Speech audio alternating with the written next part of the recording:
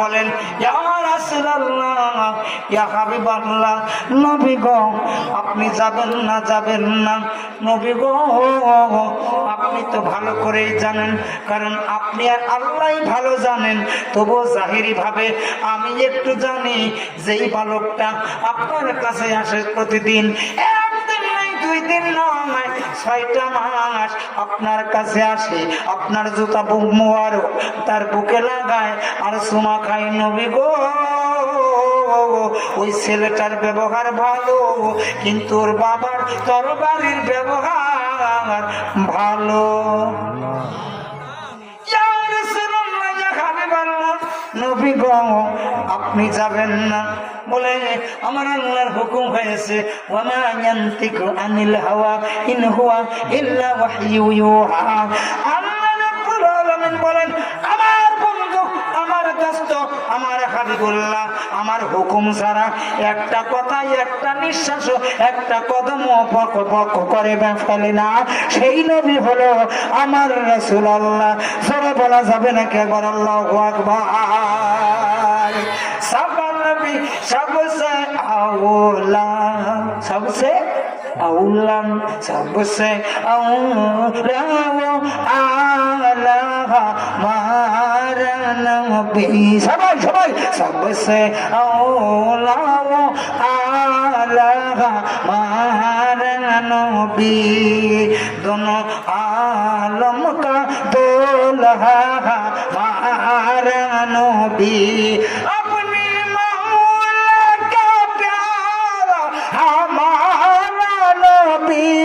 दोनों आलम का दूल्हा हमारा नबी। सबसे औला वो आला हमारा नबी, सबसे औला वो आला हमारा नबी। आवाज दिए बोलুন না একবার মারহাবা। রওনা হয়ে গেল। এবার নবী আমার রহমাতুল লিল আলামিন তার আদর্শ হলো আগে সালাম দিবে। কোন বাড়িতে গেলে যদি খালি ঘর থাকে সালাম দিবে, শূন্য ঘর সাহাবারা বলেন, হুজুর গো ইয়া রাসূলুল্লাহ ওই ঘরে যদি কেউ না থাকে তাহলে কি করব? বলে কেউ না থাকলেও আমি আর আমার আল্লাহ থাকি, সালাম দিও। কোন জায়গায় কোন বাড়ি গেলে, আমরা হিন্দু বাড়ি যদি যাই তাহলে কিন্তু গলা এমনটা দিয়ে যায়, ঠিক না? তার না ঘুট করে যদি ঝুঁকি, তাই মা বোনরা যদি থাকে একটু বেপরদা ভাবে আছে, হয়তো বা অন্য ভাবে আছে। কি সিঙ্গেল দেওয়ার দরকার আছে না নাই? এ বাড়িতে কেউ আছেন? ও মা, ও বাবারা, কি ভাইরা, আমি অমুক আসছি, একটু দেখা করবো। কি সিঙ্গেল দেওয়ার দরকার আছে? আর মুসলমান বাড়ি বলেন সবার আগে সালাম দিতে হবে, এরপরে বলতে হবে বাড়িতে কেউ আছেন নাকি।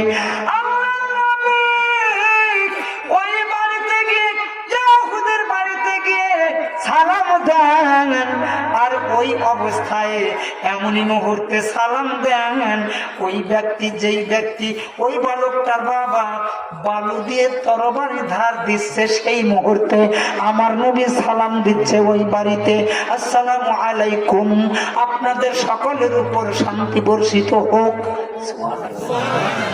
কে?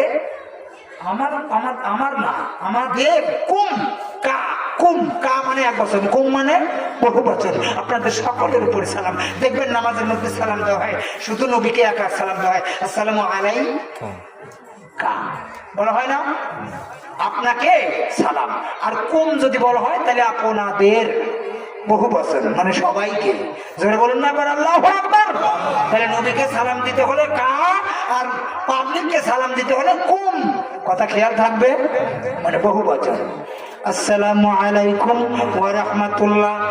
এইবার তরবারিটা হাতে থেকে ফেলিয়া একদিন মনে মনে ভাবে, আল্লাহ ও আসমানের মালিক, কে আমার বাড়িতে রহমত বর্ষণ চায়, কে আমাদের শান্তি কামনা করে।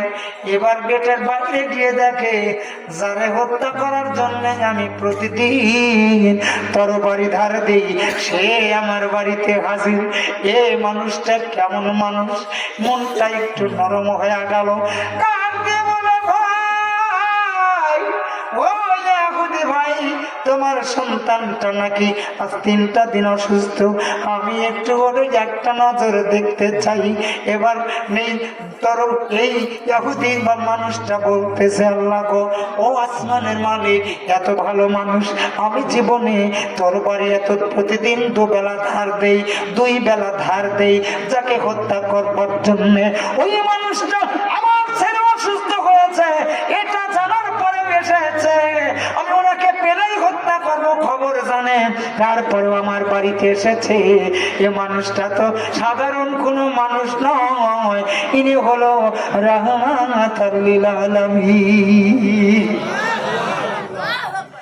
আপনি আসুন আসুন আসুন, প্রবেশ করুন, আসেন আসেন। নাকি রে? ও, আমি জানি ওরা মানে বাড়ির সওয়াল দেখছেন তো কি সুন্দর, মারহাবা খান।